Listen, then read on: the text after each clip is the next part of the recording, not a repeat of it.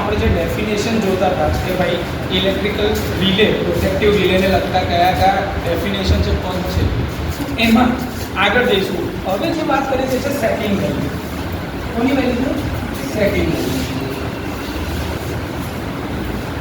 Setting value એટલે કે રિલેને operate થવા માટે જે કિંમત અંદર આપણે એડ કરીએ કે ભાઈ રિલે ધારો કે મારે 5 એમ્પિયર પર એને ઓપરેટ કરવી છે, તો 5 એમ્પિયર જે અંદર નાખી એને કહેવાય સેટિંગ વેલ્યુ. કે રિલે 5 એમ્પિયર કરતાં વધારે કરંટ જશે તો 5 એમ્પિયર પર એ શું છે કે કમ્પેરિઝનમાં ઓકે છે, અને 5 કરતાં જો કરંટ વધારે જશે તો રિલે શું આપશે? ટ્રિપિંગ. કોણે આપશે? બ્રેકરને. તો આ જે કિંમત થઈ જે તમે રિલેમાં સેટ કરી એને કહેવાય સેટિંગ વેલ્યુ. શું કહેવાય? ઓકે. હવે આ સેટિંગ વેલ્યુ જે તમે લગાડી તો આપણાને ખબર છે કે રોજે ને રોજે લોડ વધતો જાય છે સિસ્ટમમાં. તમે એક જ સેટિંગ વેલ્યુ એક જ રિલેમાં આપી દીધી અને પછી ધારો કે લોડ વધ્યો તો તમારે કરંટનું સેટિંગ ઉપર લઈ જવું પડશે. હવે તમારી પાસે વ્યવસ્થા જ નહીં હોય એ બદલવાની તો તમારે રિલે જ આખી નવી બદલવી પડશે. તો વારે ઘડીએ આવા કરંટ કાં તો વોલ્ટેજના લેવલ બદલાતા જાય અને તમારે સેટિંગ બદલવું તો વારે ઘડીએ રિલે બદલ્યા કરીશું આપણે. એ તો મૂર્ખામી કહેવાય ને. ઠીક છે. પછી એ રિલે લગાડવાની કે આગળ જો હેલ્ધી કન્ડિશન વાળી જ ભરી રિલે તમારું કરંટની કિંમત વધી ગઈ છે એટલે તમારે સિસ્ટમમાં નવી રિલે નાખવી પડતી હોય ધારો કે, તો પેલી જે જૂની હેલ્ધી છે એ રિલેનું શું કરશે? એનું કંઈક તો કરવું પડશે. પણ એવી વારી ઘડી દરેક નેટવર્કમાંથી દરેક જગ્યાએથી નીકળતી જાય રિલે તો તમે શું કરો? એટલે આજે એન્જિનિયર્સ હતા એમને થોડોક નવો આઈડિયા આવ્યો કે એક કામ કર્યું, સેટિંગ એક ના આપીએ, સેટિંગની આખી એક રેન્જ આપીએ. શું આપીએ? સેટિંગની રેન્જ. તો આપણે જે ઇલેક્ટ્રોમિકેનિકલ રિલે જોયું છે એની અંદર શું સેટિંગ રેન્જ. સેટિંગની શું હતી? રેન્જ. કે જેમાં એક કરતાં વધારે કરંટના સેટિંગ અથવા તો ટાઈમના સેટિંગ હતા. તમને યાદ છે તમે ઇલેક્ટ્રોમિકેનિકલ રિલે જોઈ તેમાં ટાઈમના સેટિંગ હતા. આપણે ઉપરથી આપણે ડાયો હોલ ફેરવતા હતા પ્રેક્ટિકલ વખતે, અને એ જગ્યાએ કરંટને આપણે પેલું પ્લગ સેટિંગના સેટ કરતા હતા. તો એક કરતાં વધારે સેટિંગ હતા. એમાં જે પ્લગ સેટિંગ હતા ને એ સેટિંગ રેન્જ પછીની ડેફિનેશન છે પ્લગ સેટિંગ. તો સેટિંગ રેન્જ એટલે જેમ જેમ લોડ લેવલ બદલાય અથવા તો વોલ્ટેજ લેવલ બદલાય અથવા તો તમારે એની કેરેક્ટરિસ્ટિકમાં ચેન્જ જોઈતો હોય તો એના તમારી પાસે પ્રોવિઝન્સ હોવા જોઈએ કે જે તમે બદલી શકો. એ જે બદલી શકવાના પ્રોવિઝન તમારી પાસે હોય એને કહેવાય સેટિંગ રેન્જ. શું કહેવાય? ઓકે. હવે આ સેટિંગ રેન્જમાં આપણી પાસે સૌથી પહેલા કયા સેટિંગ રેન્જ હતી? તો કે પ્લગ સેટિંગ. શેની? Plug setting. સવાલ પહેલો થાય સર પ્લગ સેટિંગ એટલે શું? તો કે પ્લગ સેટિંગ એટલે કરંટનું સેટિંગ. પ્લગ સેટિંગ એટલે કરંટનું સેટિંગ. આપણને યાદ છે કે આપણી પ્રોટેક્ટિવ સિસ્ટમમાં પ્રાઇમરી સાઈડ ઉપર બહુ વધારે કરંટ જાય છે, ધારો કે 1000 એમ્પિયર, અને સેકન્ડરી સાઈડ ઉપર 1 જ એમ્પિયરનો કરંટ જાય છે. તો મારે કરંટનું સેટિંગ તો કરવું પડશે કે નહીં? કે કેટલા ટકા કરંટ ઉપર મારી રિલે ઓપરેટ થવી જોઈએ. તો એ કેટલા ટકા એ જે નક્કી કરવા માટેનું મારી પાસે સેટિંગ છે એને કહેવાય છે પ્લગ સેટિંગ. તો પ્લગ સેટિંગ એ કોનું સેટિંગ છે? Actually current setting. કોનું સેટિંગ છે? Current setting. એ શું બતાવે છે કે percentage change of current allowed to flow. ધારો કે તમે 50% નું સેટિંગ, આ પ્લગ સેટિંગ આપણી પાસે કેટલા હતા? 50% થી લઈને 200% in steps of 25%. યાદ છે તમે લખતા હતા 50%, 75%, 100%, 125%, 150%, 175% અને 200%. તો આ તમારી પાસે ટોટલ 7 સ્ટેપ્સ છે. કેટલા? કરંટની રેન્જ. એનો મતલબ શું થાય કે ભાઈ ધારો કે હું 50% પ્લગ ઉપર સેટ કરું છું. કેટલા પર? 50%. તો મારો સેકન્ડરીનો કરંટ કેટલો છે? 1 એમ્પિયર. પણ મેં ટ્રિપિંગ કરંટ કેટલો સેટ કર્યો? 1 એમ્પિયરના 50%, એટલે 0.5 એમ્પિયર. એટલે કે જો સેકન્ડરી સાઈડ ઉપર એટલે કે રિલે 0.5 એમ્પિયર કરતાં વધારે કરંટ જોશે તો રિલે શું ઇશ્યુ કરશે? Trip command. હવે 0.5 એમ્પિયર કઈ બાજુ છે? સેકન્ડરી બાજુ. તો પ્રાઇમરી બાજુ કેટલો થઈ જાય? 500 એમ્પિયર. કેટલો થઈ જાય? 500 એમ્પિયર.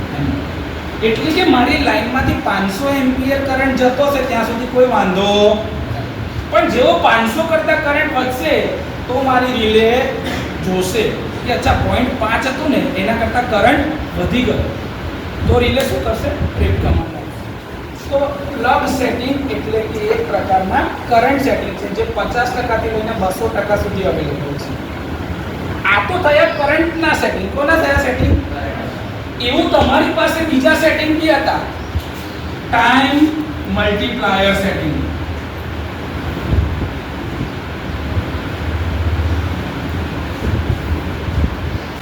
જેને તમે TMS અથવા તો મલ્ટીપ્લાયરની જગ્યા પર કહેવાય ટાઈમ ડાયલ સેટિંગ, તો એને કહેવાય TDS. તમારી ચોપડીમાં ગમે તે હોઈ શકે, ટાઈમ મલ્ટીપ્લાયર સેટિંગ અથવા તો ટાઈમ ડાયલ સેટિંગ. આ ટાઈમ ડાયલ સેટિંગ એ નક્કી કરવા માટે છે કે રિલેનું ઓપરેશન તમારે કેવું જોઈએ છે. રિલેના ઓપરેશન અને એની જે કેરેક્ટરિસ્ટિક છે એ નક્કી કરવા માટે આ બહુ ઇમ્પોર્ટન્ટ સેટિંગ છે. ધારો કે તમારે ઇન્સ્ટન્ટેનિયસ ઓપરેશન જોઈએ છે, એટલે કે જો ફોલ્ટ આવે તરત રિલે ઓપરેટ થઈ જવી જોઈએ, તો મારું ટાઈમ ડાયલ સેટિંગ શું હોવું જોઈએ? મારે તરત જ ટ્રિપિંગ જોઈતું હોય તો મારું ટાઈમ ડાયલ સેટિંગ શું હોવું જોઈએ? ઓછું એટલે કેટલું? 0. ઓછું એટલે 0. જો મારું ટાઈમ ડાયલ સેટિંગ 0 હોય તો મને કઈ કેરેક્ટરિસ્ટિક મળશે? ઇન્સ્ટન્ટેનિયસ. તરત કે જેવો કરંટ વધ્યો રિલે તરત ટ્રિપ સિગ્નલ આપી જ દેશે, પણ એ કોના આધારે નક્કી થશે? કે ટાઈમ ડાયલ. મારે એવું કરવું છે સર, જેવો ફોલ્ટ આવે ને એ 0.5 સેકન્ડનો ડિલે લાગે, કે 0.5 સેકન્ડ સુધી ચેક કરે કે ફોલ્ટ છે કે ઓવરલોડ છે. રિલેને એવો ભેદ પારખવા માટે સમય તો આપવો પડે ને, કેમ કે એની એક પ્રોપર્ટી છે ડિસ્ક્રિમિનેશન, કે એને ભેદ પારખવાનો છે કે ભાઈ આ ઓવરલોડ કન્ડિશન છે કે ફોલ્ટ કન્ડિશન છે. તો એના માટે જે સમય આપવો પડશે એને કહેવાય ડિફાઇનાઇટ મિનિમમ ટાઈમ લેગ. શું કહેવાય? અને એ કોણ આપશે? Time dial setting.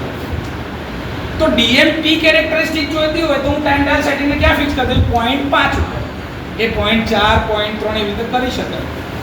આ ટાઈમ મલ્ટીપ્લાયર સેટિંગ જે છે એ 0 થી લઈને 1 સુધીમાં 0.1 સેકન્ડના ઇન્ટરવલથી બદલાતો હોય.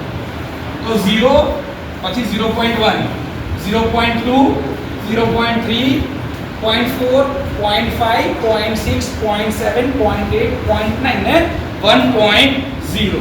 તો ટોટલ કેટલા સેટિંગ રેન્જ મળ્યા? બીજા 10. કેટલા? 10. તો ટાઈમના 10 સેટિંગ, કરંટના 7, તો ટોટલ કેટલી કેરેક્ટરિસ્ટિક બનશે? 70. 70. 0.1 ઉપર જ આ 7 સેટિંગ, 0.2 ઉપર બીજા 7, 0.3 ઉપર બીજા 7 કરી નાખો. 70 સેટિંગ્સ મળશે. એવું ના ખબર પડે તો 50% પર 10 સેટિંગ, 75% પર 10, 100% પર 10, 125% પર 10. તમે જે રીતે કહેશો તમને એક જ વખત માટે એક જ કેરેક્ટરિસ્ટિક પ્લોટ કરવા આખા 70 સેટિંગની રેન્જ મળશે. તો વિચારો કે હવે તમે કેટલી કેરેક્ટરિસ્ટિક એક જ રિલેથી પ્લોટ કરી શકો છો. હજી આ તો ખાલી તમારી પાસે અવેલેબલ સેટિંગ છે. અત્યારના ડિજિટલ રિલેમાં તો તમારે કયા પ્રકારની કેરેક્ટરિસ્ટિક માટે ડેટા પોઈન્ટનો યુઝ કરવો છે એના મેથેમેટિકલ ઇક્વેશન ને પ્રોગ્રામિંગ કરેલું છે. એ ઇક્વેશન અંદર ઇનબિલ્ટ નાખેલા છે. એટલે તમે જેવા કોન્સ્ટન્ટની કિંમત નાખશો કે ભાઈ મારો ટાઈમ ડાયલ સેટિંગ આ છે, મારું પ્લગ સેટિંગ આ છે, તો એના આધારે રિલે ટાઈમ ઓફ ઓપરેશન શું છે, જેના પરથી આગળ જે ગયા વખતે જોયું હતું ને ઓપરેટિંગ ટાઈમની ડેફિનેશન, કે ટ્રિપિંગ ટાઈમ, કે રિલે જ્યારથી ફોલ્ટ જોવે અને ડિસ્ક ગોલ ફરવાનું ચાલુ કરે ક્યાં સુધી? તો કે એના ફાઇનલ પોઈન્ટ સુધી ના જાય, જ્યાં આગળ ફિક્સ કોન્ટેક્ટ અને મૂવિંગ કોન્ટેક્ટ એકબીજાને ટચ થાય ત્યારે રિલે ટ્રીપ કમાન્ડ આપશે. તો આ ટાઈમ ડાયલ સેટિંગ છે. ટાઈમ ડાયલ સેટિંગ જે છે રિલે પર ટાઈમ ઓફ ઓપરેશન નક્કી કરવા માટેના સેટિંગ છે. સમજો, ટાઈમ ઓફ ઓપરેશન નથી આપતું, ટાઈમ ઓફ ઓપરેશન કેટલો મળશે એ નક્કી કરવા માટેનું સેટિંગ છે. ટાઈમ ઓફ ઓપરેશન એના આધારે ગણાય કે તમે કઈ કેરેક્ટરિસ્ટિક માટે ઓપરેશન લઈ રહ્યા છો. જો ઇન્સ્ટન્ટેનિયસ હોય તો ટાઈમ ડાયલ સેટિંગ કેટલું 0 અને ડિફાઇનાઇટ ટાઈમ લેગ હોય તો યુઝર ડિફાઇન. એના જવાબમાં કોઈ દિવસ 0.5 એવું નહીં કહેવાનું. શું કહેવાનું? User define. કે ભાઈ મારે 0.5 સેકન્ડ પછી જોઈતું હોય તો હું 0.5 રાખું, મારે 0.2 પછી જોઈએ તો મેં ડાયલનું સેટિંગ શું કરી દીધું 0.2. એટલે 0.2 જેવો આવે એટલે ત્યાં સુધી મારી રીતે ટ્રીપ થવી જોઈએ નહીં. અને ફોલ્ટ થયો 0.2 સેકન્ડ થઈ તો રિલે ટ્રીપ કમાન્ડ આપશે. કોને આપશે? બ્રેકરને. એમ જોવા જાય તો ખરી ડેફિનેશન પ્રમાણે રિલે ઓક્ઝિલરી રિલેને કમાન્ડ આપે. હવે એક નવી વસ્તુ આપણે ગયા લેક્ચરમાં શીખ્યા હતા કે બ્રેકરની ટ્રીપ કોઇલને એનર્જાઇઝ કરવાનો પાવર બી કોણ આપે છે? Auxiliary relay. એટલે રિલે ખાલી સિગ્નલ આપશે. કોને આપશે? Auxiliary relay. અને એ ઓક્ઝિલરી રિલે ટ્રીપ કમાન્ડ આપશે. કોને? તો કે ભાઈ સર્કિટ બ્રેકરની ટ્રીપ કોઇલ એનર્જાઇઝ કરવાની. અન્ડરસ્ટુડ? અહીં સુધી કોઈ ડાઉટ છે? ઓકે સર, મારી પાસે કરંટના સેટિંગ છે, મારી પાસે ટાઈમના સેટિંગ છે, પણ જ્યારે રિલેની કેરેક્ટરિસ્ટિક દોરાય છે તો એમાં એક નવી ટર્મ આવે છે, પ્લગ સેટિંગ મલ્ટીપ્લાયર. શું આવે? તો હવે એક નવી વાત આવી, પ્લગ સેટિંગ મલ્ટીપ્લાયર. આને કહેવાય છે PSM. શું કહેવાય? Plug setting. સર, આ પ્લગ સેટિંગ હતા તો પ્લગ સેટિંગ મલ્ટીપ્લાયરની જરૂર શું પડી? તો પહેલા સમજીએ કે આની જરૂર શું છે. તમારી પાસે રિલે ટ્રીપ ક્યારે થાય? રિલે રોજે રોજે ટ્રીપ થઈ જશે? રિલે ક્યારે ટ્રીપ થાય? ઓકે, તમે જે અહીંયા આગળ કહો છો કરંટ પ્લગ સેટિંગમાં જોયો, એ કયો કરંટ જોયો તો? Primary to secondary. ખાલી રેશિયો જોયો તો ને? ફોલ્ટ કરંટ ક્યાં છે? ફોલ્ટ કરંટ જોયો તો? જ્યાં સુધી ફોલ્ટ કરંટની સાપેક્ષ ના જોવાય ત્યાં સુધી કશું જ મળે. તો પ્લગ સેટિંગ મલ્ટીપ્લાયર શું કહે છે કે કેટલા ફોલ્ટ કરંટ ઉપર આ સેટિંગ સાથે મારી રિલે ઓપરેટ થાય એ જોઈએ તો એ જે એક ફેક્ટર મળે, એક જે કિંમત મળે એને કહેવાય પ્લગ સેટિંગ મલ્ટીપ્લાયર. એક એક્ઝામ્પલથી સમજાવો તો વધારે ખબર પડશે. આ મારી સીટી લાગેલી છે જેમાં 1000/1 નો કરંટ જઈ રહ્યો છે. આ એક લાઈન સમજો કે જેમાં આ 1000 અને આ બાજુ 1 એમ્પિયર છે. ઓકે, તો મારો સીટી રેશિયો શું થઈ ગયો? 1000:1. અન્ડરસ્ટુડ? પણ અહીંયા આગળ એક લાઈન ટુ ગ્રાઉન્ડ ફોલ્ટ થાય છે કે જેની કિંમત છે 2500 એમ્પિયર. કેટલી? 2500 એમ્પિયર પર જે ફોલ્ટ થાય છે તો એ આ સીટી કેવી રીતે જોઈ શકીએ? ચલો ધારો કે 2500 એમ્પિયર નો ફોલ્ટ થયો તો અહીંથી 2500 એમ્પિયર જતા હશે તો મારી સીટીને કેટલા દેખાશે? સેકન્ડરીમાં 2.5. કેવી રીતે? તે જે 2.5 આયા એને શું કહેવાય? Plug setting multiplier. હવે તમે પ્લગ સેટિંગ કેટલું રાખેલું? ધારો કે 100% હોય તો આ 2.5 સાચા છે. પણ તમે પ્લગ સેટિંગ રાખ્યું ધારો કે 200%. તમે પ્લગ સેટિંગ શું રાખ્યું હતું? 200%. તો હવે સીટીની સેકન્ડરીમાં કેટલા દેખાય? 5 એમ્પ. વિચારો, તમે 200% નું સેટિંગ રાખ્યું છે, 2.5 એમ્પિયર તો જઈ જ રહ્યા છે. જવાબ અડધો થાય કે ડબલ થાય? લોજિક જ છે યાર. તમે 5મા સેમેસ્ટરમાં આવી ગયા છોકરાઓ. તમે પ્લગ સેટિંગ ઊંચું લઈ રહ્યા છો એટલે કે એના કરંટની ઓપરેશનની રેન્જ ઓછી કરી રહ્યા છો કે ભાઈ હા 2 એમ્પિયર લગી તો એને વાંધો છે જ અને જઈ કેટલો રહ્યો છે 2.5 એમ્પિયર. તમે 200% સેટિંગ રાખેલું એટલે શું કહો છો ખબર છે કે 1000 પર 2 એમ્પિયર લગીન વાંધો આવશે. હવે અહીંયા 2 એમ્પિયર જાય સીટી કેટલા છે 1000:1 તો અહીંયા જો 2 એમ્પિયર લગીન મારે એને ઓપરેટ ના કરાવડાવ્યો તો અહીંયા કેટલો કરંટ લગીન વાંધો નથી. સમજો કેમ કે તમારી સીટી તો 1000:1 ની જ છે. તમે એના સેટિંગ બદલ્યા છે ખાલી કે મારું પ્લગ સેટિંગ કેટલું 200% 200% એટલે 2 એમ્પિયર. જો અહીંયા 2 એમ્પિયર લગીન જાય તે લગીન મારી રિલે ઓપરેટ થવી જોઈએ તો અહીંયા કેટલા એમ્પિયર લગીન વાંધો નથી. તો આપણે જ્યાં તો ત્યાંથી જ આગળ તો 2 એમ્પિયર લગીન જવા દઉં છું. કેમ કે મેં સેટિંગ કેટલું રાખ્યું છે 200%. એટલે કે 200% સુધી મારી રિલેને કોઈ વાંધો છે. એનો મતલબ શું થયો કે ભાઈ પ્રાઇમરીમાં 2000 એમ્પિયર લગીન રિલે ફોલ્ટ ડિટેક્ટ કરશે. હવે સમજો કે પ્લગ સેટિંગ મલ્ટીપ્લાયર ક્યાં કામ લાગશે. પહેલો કેસ લઈએ કે જેમાં તમે 100% સેટિંગ રાખ્યું કેટલું તો ફોલ્ટ કરંટ કેટલો છે 2500. તમારું સેટિંગ કેટલું છે 100% એટલે કે 1 એમ્પિયર સીટી સેકન્ડરી સાઈડ ઉપર અને સીટી નો રેશિયો કેટલો છે 1000:1. તો આ કેસનો પ્લગ સેટિંગ મલ્ટીપ્લાયર શું આવશે. આ 1 જે છે ડિનોમિનેટર માંથી ન્યુમરેટર માં જશે એટલે 2500 ભાગ્યા 1000 એટલે 2.5 કોઈ યુનિટ ના કેમ કે કરંટના છેદમાં કરે તો 2.5. આ પહેલા કેસનો થયો જ્યારે 100% પ્લગ સેટિંગ છે તો. હવે એક જગ્યા પર મેં પ્લગ સેટિંગ કેટલું રાખ્યું 200 તો પીએસએન શું થશે 2500 એમ્પિયર.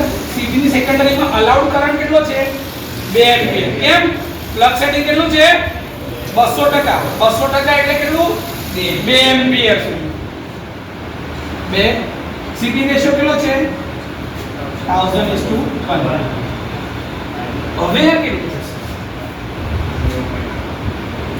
1.25 કરી જો 1.25 થશે.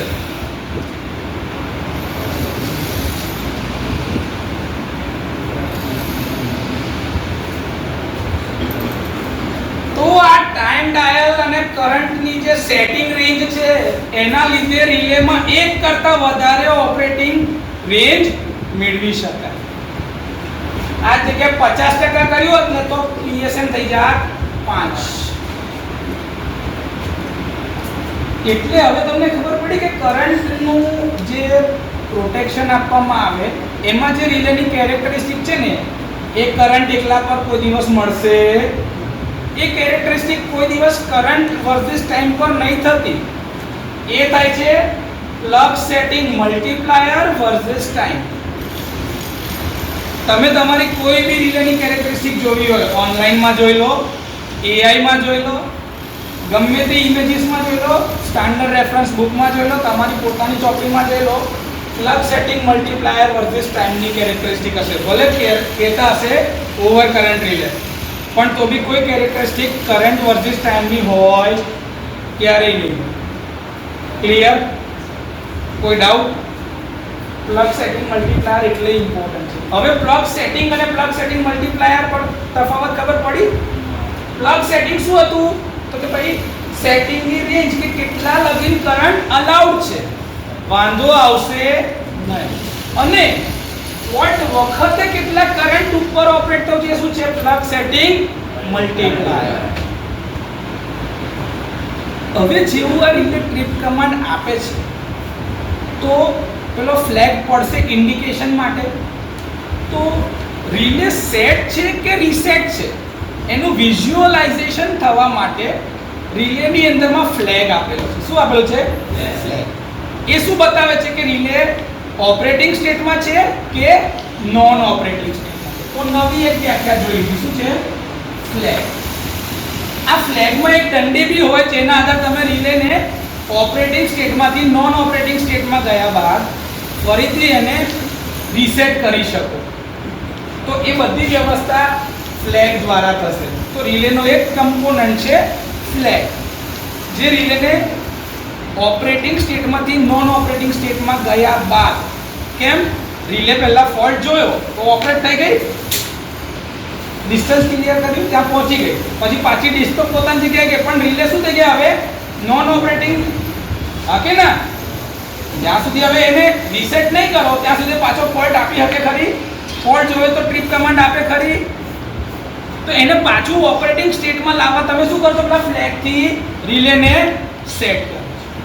તો રિલે શું થઈ જાય? રીસેટ, અને ફ્લેગ પાછો નોર્મલ કન્ડિશનમાં. તો ફરી પાછો જો ફોલ્ટ દેખાય તો રિલે ટ્રીપ કમાન્ડ આપે. તો એ ફ્લેગ જે છે એ રિલેને ઓપરેટિંગ બાદ જે નોન ઓપરેટિંગમાં ગઈ છે રિલે, તો એને નોન ઓપરેટિંગથી પાછી ઓપરેટિંગમાં કન્વર્ટ કરવા માટે આ વિઝ્યુઅલ ઇન્સ્પેક્શનથી ખબર પડે, જોવાથી કે ભાઈ હા પેલું પડેલું છે કે નથી પડેલું. હવે આ રિલે ક્યાં સુધી જશે, કેટલું ડિસ્ટન્સ ટ્રાવેલ કરશે, તો એના માટે જે પીએમએમસી અને પેલા ઇલેક્ટ્રોમેગ્નેટિક ઇન્સ્ટ્રુમેન્ટ જે જોયા હતા, ઇલેક્ટ્રોમિકેનિકલ એમઆઈ મૂવિંગ આયર્ન ને તે જોયા હતા કે નહીં, એમાં પાછળ શું મૂકેલું હોય? એક બેકસ્ટોપ. શું મૂકેલું હોય? બેકસ્ટોપ. કે ત્યાં સુધી જ મારી રિલે જશે, એટલું જ ડિસ્ટન્સ ટ્રાવેલ કરશે, નહીં તો ડિસ્ક ગોલ ગોલ જ ફરતી જાય, એ કશે અટકાય તો રિલે ટ્રીપ જ નહીં. એટલે એને ક્યાંક રોકવા માટે એક સેટિંગ આવી છે, ફિઝિકલ સ્ટોપેજ, કે જ્યાં આગળ રિલે અટકી જાય. એ એટલા માટે હોય કેમ કે અહીંયા આગળ મારા શું છે? આ ધારો કે મારા ફિક્સ કોન્ટેક્ટ. શું છે? Fix contact. મૂવિંગ કોન્ટેક્ટ આવ્યો ટ્રાવેલ કરીને એ ટચ થાય છે, એટલે મૂવિંગ કોન્ટેક્ટ ને ફિક્સ કોન્ટેક્ટ જોઈન થશે. તો જ્યાં આગળ મારા ફિક્સ કોન્ટેક્ટ મુકાયેલા છે એ ડિસ્ટન્સ ત્યાં આગળ છે ને, આવું એક ફિઝિકલ બેકસ્ટોપ મુકાયેલું હોય પાછળ, આવું એક રોડ દેખાય. કે રિલેની ડિસ્ક જે છે ને, તમે જોયું ઇલેક્ટ્રિકલ શેપની હતી, અહીંયા આગળ એને અટકાઈ જાય, પછી તે આગળ જ ના જાય, એ પાછી થઈ જાય. તો આ જ્યાં આગળ રિલે ઓપરેટિંગ સ્ટેટમાં આવીને અટકી જાય એ ડિસ્ટન્સ, અથવા તો એના માટે જે સ્ટોપેજ અરેન્જમેન્ટ તમે ફિઝિકલી કરી છે એને કહેવાય છે બેક સ્ટોપ. શું કહેવાય? બોલો કે આ તમારી રિલે જ્યારે ઓપરેટ થાય છે તો રિલેની અંદરમાં એડિશનલ નવા પ્રકારના ફીચર્સ મૂકાયેલા છે. હવે જે ડિજિટલ રિલે આવે છે ને એ કેવી હોય છે? સ્ટેબલ, કે એના ઉપર કોઈ એક તો જો કોઈ મૂવિંગ પાર્ટ નથી, એટલે એના પર વાઇબ્રેશન, ભેજ, ધૂળ, પ્રદૂષણ એ કશાની અસર એના પર થવાની નથી. તો એ ટાઈમ દરમિયાન તમારી રિલે શું જાળવી રાખશે? સ્ટેબિલિટી. એટલે કે કોઈ બી ફિઝિકલ પેરામીટર્સની ઇફેક્ટ પર રિલે એડવર્સલી, એટલે કે ખોટી રીતે ઓપરેટ ના થવી જોઈએ, એટલે કે માલ ફંક્શન ના થવી જોઈએ. તો રિલે કેવી હોવી જોઈએ? મારી સ્ટેબલ, કે આ કોઈ બી એન્વાયરમેન્ટલ પેરામીટરની એના પર અસર ના કરે. હવે સ્ટેબિલિટી જો જાળવવી હોય ને તો ડિજિટલ રિલેને મારે પાસવર્ડ પ્રોટેક્ટેડ બનાવવી પડે, કે ખાલી ઓથોરાઇઝ લોકો જ આવીને પોતાનો પાસવર્ડ નાખે તો જ એના સેટિંગ ખુલે, બાકી ખુલે. તો આ સ્ટેબિલિટી માટે ડિજિટલ રિલેમાં એક નવી વસ્તુ બીજી જરૂરિયાત પડશે છે સિક્યોરિટી. શું છે? સિક્યોરિટી. એટલે કે પાસવર્ડ પ્રોટેક્ટેડ બનાવવી પડે.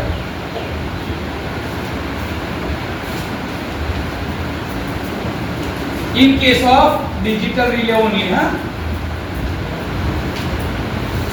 દરેક ડિજિટલ રિલેની અંદરમાં આ એક વ્યવસ્થા આપવી જ પડે, કેમ કે તમારા સેટિંગ તો જ બદલી શકો તમે, અને તો જ તમારી રિલે દરેક કેસમાં સ્ટેબલ રહી શકે. એ સ્ટેબિલિટી માટેની એડિશનલ રિક્વાયરમેન્ટ ખાલી ને ખાલી ડિજિટલ રિલે માટે એક આ છે, સિક્યોરિટી. ઇલેક્ટ્રોમિકેનિકલ રિલેમાં એવું કંઈ ના હોય. એની અંદરમાં તમારી પાસે ખાલી એક જ વસ્તુ છે, આગળ પ્રોટેક્ટિંગ કવર, કે જેના દ્વારા એની અંદરમાં બહારના કોઈ બી પેરામીટરની અસર નહીં થાય. તમે પાણી બી છાંટો, પાણી અંદર જાય જ નહીં. વરસાદનું પાણી પડે ને તો બી એને કંઈ નહીં થાય, કેમ કે આગળ તમે પ્રોટેક્ટિંગ ગ્લાસ એટલે કે કવર મૂકેલું છે. ધૂળ તો જવાની જ નથી અંદર, કેમ કે ક્લોઝ છે. પાછળ રબરના ગાસ્કેટ બી મૂકેલું હોય એટલે શું થાય કે ભાઈ એ સીલ રહે, એટલે ભેજ અંદર ના જાય, પોલ્યુશનની બી અસર નહીં થવાની, પણ એના ઉપર વાઇબ્રેશનની અસર થાય. મેં તમને અગાઉ પ્રેક્ટિકલ વખતે બી કીધું કે ભાઈ 2002માં જ્યારે ભૂકંપ આવ્યો ત્યારે કચ્છની અંદરમાં બધી રિલે ખોટી ઓપરેટ થઈ ગઈ. ખાલી ને ખાલી ધરતીકંપના લીધે જે વાઇબ્રેશન આવ્યા તે વાઇબ્રેશનના કારણે રિલે માલફંક્શન થઈ. એમાં આપણો કોઈ એક્ટિવ રોલ નહોતો, પણ તે છતાં બી કોઈ બી ફોલ્ટ વગર બી રિલે ઓપરેટ થઈ હતી ડ્યુ ટુ એન્વાયરમેન્ટલ કન્ડિશન. ને ત્યારથી આ વસ્તુ પર વધારે ધ્યાન આપે સ્ટેબિલિટી પર, કે રિલે આવી રીતે ખોટા ઓપરેટ થવા જોઈએ, એટલે કે દરેક કન્ડિશનમાં કેવો રહ્યો છે? સ્ટેબલ. ઓકે સર, હવે મારે જો સ્ટેબલ રાખવા હોય તો મારે ધારો કે પાવર રિલે છે, કઈ છે? પાવર રિલે, અથવા તો ડાયરેક્શનલ રિલે છે. તો એમાં કેટલા ઇનપુટ હશે? બે ઇનપુટ, કે જેમાં ડાયરેક્શન બી દેખાતી હશે અને મેગ્નિટ્યુડ બી હશે. એમાં શું હશે? ડાયરેક્શન બી હશે. ઓકે, એના માટે મારે બે ઇનપુટ જોઈશે, એક હશે સીટી નું ઇનપુટ અને એક હશે પીટી નું ઇનપુટ. હા કે ના? સીટી માંથી કયું ઇનપુટ મળશે? સીટી માંથી શું મળે? કરંટ. અને પીટી માંથી મારે ધારો કે રિલે નું ઓપરેશન નક્કી કરવું હોય તો મારે શું જોઈએ? વોલ્ટેજ અને કરંટ વચ્ચેની ડાયરેક્શન બી જોઈએ, દિશા, એટલે કરંટ નું મેગ્નિટ્યુડ પ્લસ એનો ડાયરેક્શનનો એંગલ. ઓકે, તો આવા કેસમાં રિલેને ઓપરેટ થવા માટે જે જરૂરિયાત હોય કે જ્યાં રિલેને મેક્સિમમ ટોર્ક મળે એવા એંગલને કહેવાય MTA. શું કહેવાય? આ એબ્રિવિએશન છે. એબ્રિવિએશનનો ફૂલ ફોર્મ છે મેક્સિમમ ટોર્ક એંગલ. કે મેક્સિમમ ટોર્ક એંગલ કે આ એક એવો ખૂણો કે જેના ઉપર રિલેને એટલું ટોર્ક લાગે તો જ ઓપરેટ થશે. એટલે કે બે વચ્ચે ફેઝ શિફ્ટ હોય, તમે લગાડેલી હોય, કેમ કે દિશા એને આ જોવાની છે. અત્યારે મારી પાછળ શું થાય મને ખબર પડતી એવું રિલેમાં બી હોય, તો એ જે દિશામાં ઓપરેટ થવાની છે એ દિશાની અંદરમાં જે એંગલ હોવો તો એ ડિફાઇન કરેલું, જેને કહેવાય છે કમ્પેન્સેશન એંગલ. શું કહેવાય છે? જેના આધારે રિલેનું ઓપરેશન થાય છે ડાયરેક્શનલ કેસની અંદરમાં અને રિવર્સ પાવર રિલેના કેસમાં. ત્યાં આગળ એંગલ મેન્શન હોય. તો કે એક એવો ટોર્ક એંગલ કે જે અથવા તો એક એવો એંગલ કે જ્યારે રિલેની ડિસ્ક ઉપર મેક્સિમમ ટોર્ક લાગે છે, રિલેની ડિસ્ક ઉપર મેક્સિમમ ટોર્ક લાગે, એને કહેવાય છે મેક્સિમમ ટોર્ક એંગલ. ઓકે, તો સર બાકીનું આ જે એંગલ રહી ગયું એ શું હોય? બ્લોકિંગ. કે ગમે તે થાય રિલે એમાં ટ્રીપ થવાનું. તો બીજી એક વસ્તુ નવી જાણી, બ્લોકિંગ સ્ટેટ. કે ગમે તે થાય રિલે ત્યાં આગળ ઓપરેટ થાય. હવે અહીંયા આગળ આની પાછળના ભાગમાં ભલે 5000 એમ્પિયર નો ફોલ્ટ થયો હોય, પણ રિલેને એ દેખાવાનું છે જ કે એની ડાયરેક્શન જ એ છે. એક વસ્તુ તમે વિચાર કરો, તમે જાઓ છો તો રસ્તો આ બાજુ બી જતો હોય છે ને આ બાજુ બી જતો હોય છે. ધારો કે આ બાજુના રસ્તા પર એક્સિડન્ટ થાય તો આ બાજુનો ટ્રાફિક એ તો ચાલતો જ રહેવાનો ને. તો રિલેને તમે બી આવું કહી દો કે ભાઈ તારી એક જ દિશામાં જોવાનું છે, બીજી બાજુ તારે જોવાનું. એટલે કે ભાઈ તું ખાલી તારા જ કામમાં ધ્યાન આપ, બીજાના કામમાં માથું મારવાનું. આ અરેન્જમેન્ટ આ પ્રકારની રિલેમાં કરેલી હોય છે. આના આધારે નક્કી થાય કે રિલે ક્યાં સુધી ઓપરેટ થવાનું છે. તો ખબર તમે પેલી બાઉન્ડ્રી લગાડી હતી તમારા ઘરની અંદરમાં હોય છે ને, પેલું દિવાલ બનેલી ચોક, તો ભાઈ આના પછીનો દિવાલ બાજુમાં કમ્પાઉન્ડ વોલ. બસ રિલેના બી એવા ઓપરેટિંગ ઝોન હોય. ધારો કે આ એક લાઈન છે અને અહીંયા આગળ મારી એક આ સિટીમાંથી એક આ રિલે લગાડેલી છે. તો આ રિલે ક્યાં સુધી ઓપરેટ થવાનું છે? એની બાઉન્ડ્રી સુધી. પ્રાઇમરી પ્રોટેક્શનની વાત કરું છું, બેકઅપ નહીં. તો રિલે અહીંથી લઈને અહીં સુધી ફોલ્ટ ક્લિયર કરવાનો જ છે. તો આ જે ડિસ્ટન્સ આવ્યું કે જ્યાં સુધી રિલે સેન્સિટિવિટી બતાવવાનું છે અને ફોલ્ટ માટે ઓપરેટ થવાનું છે, આને કહેવાય છે રીચ ઓફ રિલે. શું કહેવાય? Reach of. કે આટલા ડિસ્ટન્સ સુધી જ રિલે ઓપરેટ થવાનું છે. આની ઉપર પણ ઓવર કરંટ રિલે જે છે એ અમુક વાર ભાવનાઓમાં આગળ વધી જાય, ઇમોશનને બહે જાય. એટલે કે ધારો કે એને અહીંયા આગળ ફોલ્ટ થયો છે કે અહીંયા ફોલ્ટ થયો છે એવું ખબર જલ્દી પડતી તો રિલે અહીંયા આગળ આઉટ ઓફ ઝોન ફોલ્ટ માટે બી ટ્રીટ થઈ જાય. સાદી ભાષામાં કહેવાય દોડ. બેગાની શાદી મેં અબ્દુલ્લા દેવા. પાડોશીના લગ્નની અંદરમાં ચાંદલો કરવાનો હોય, લગ્ન ના કરાવવાના. કહેવાનો મતલબ છે કે ઓવર કરંટ રિલે આ પ્રોબ્લેમમાં ફસાશે. એ આગળ જેમ જેમ આપણે કેરેક્ટરિસ્ટિક ને બધું જોઈશું ને એનું ઓપરેશન જોઈશું તો આવશે. તો એને કહેવાય છે ઓવરરીચ. શું કહેવાય? અને બીજી બી એક વસ્તુ હોય છે અંડરરીચ, કે પોતાના ઝોનમાં બી 100% ઓપરેશન ના આપી શકે. એ કેસમાં એને કહેવાય અંડરરીચ. તો રિલેની અંદરમાં રીચ, ઓવરરીચ અને અંડરરીચ આ ત્રણે ત્રણ. ડિસ્ટન્સ રિલેમાં પાછું બદલાશે. જે પ્રમાણેની કન્ડિશન આવશે એ પ્રમાણે તમને આ ડેફિનેશન કહીશું. હવે કંઈ બાકી હોય તો ખાલી મને કહેજો. એરર શું હતું? એરર.